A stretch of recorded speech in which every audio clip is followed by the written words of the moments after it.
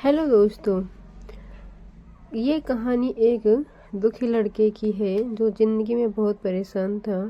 फिर भी वो एक बाबा से मिलता है। उसके बाद क्या होता है, चलिए पढ़ते हैं।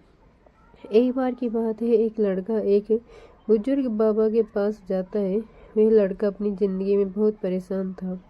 घर की सारी जिम्मेदारियां उसी पर थी और इसी वजह से वह अपने आप को भी ज़्यादा टाइम नहीं दे पाता था और बस दिन रात काम किया करता था। वो उसके दोस्तों और उसके फैमिली वालों को भी टाइम नहीं दे पाता था। उसके जो दोस्त थे वे घूमने जाया करते थे, लेकिन यह नहीं जा पाता था और इसी वजह से उसकी खुशी छिन सी गई थी। उसे भी नहीं पता था कि वह लास्ट टाइम कब दिल से खुश हुआ था, क्योंकि वह काम में बहुत उलझ सा गया था और उसकी मेंटल हेल्थ भी खराब हो रही थी। तो एक दिन वह एक बुजुर्ग बाबा के पास जाता है और उन्हें ये सारी बात बताता है कि मैं बहुत परेशान रहने लगा हूँ, खुद को भी टाइम नहीं दे पा रहा हूँ और जब मैं खुद के लिए टाइम निकालने का सोचता हूँ तो मुझे अपनी जिम्मेदारियाँ याद आ जाती हैं। मैं पागल सा हो गया हूँ, अब आप ही मुझे कोई रास्ता बताएं। वह बुजुर्ग बाबा उस लड़के को कल नदी के पास आने के लिए बोलते हैं। यह लड़का जब कल नदी के पास जाता है तो देखता है कि वह बुजुर्ग बाबा पहले ही से ही उसका इंतजार कर रहे थे। लड़का बाबा से कहता है कि बताइए बाबा, अब मुझे क्या करना है।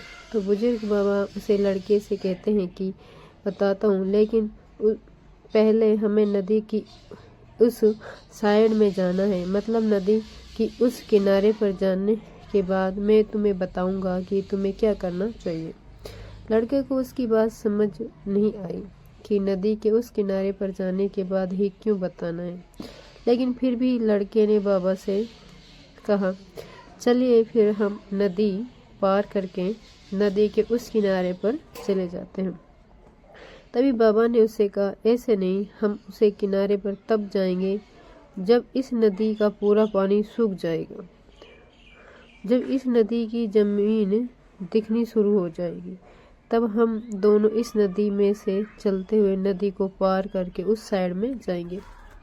लड़के ने बाबा की तरफ देखते हुए कहा, बाबा आप ये क्या बोल रहे हो, जब इस नदी का सारा पानी सूख जाएगा तब हम यह नदी पार करके उस साइड में जाएंगे, तो शायद ऐसा कभी नहीं होगा, पर हम उस साइड में जा ही नहीं पाएंगे। यह बात बोलते हुए वे लड़का समझ गया कि बाबा उसे क्या कहना चाहते हैं।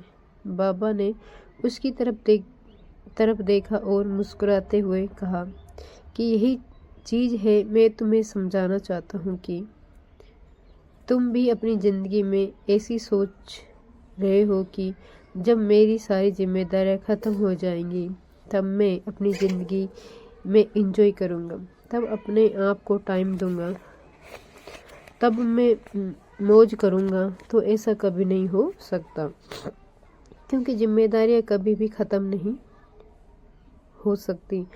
अब वह लड़का क्लियर तरीके से समझ गया था कि चाहे अमीर आदमी हो या गरीब, सबके ऊपर कुछ न कुछ जिम्मेदारियां हैं और वे उन्हें जिम्मेदारियों में से कुछ टाइम निकाल कर एंजॉय कर लेते हैं और इसे ही ज़िंदगी कहते हैं।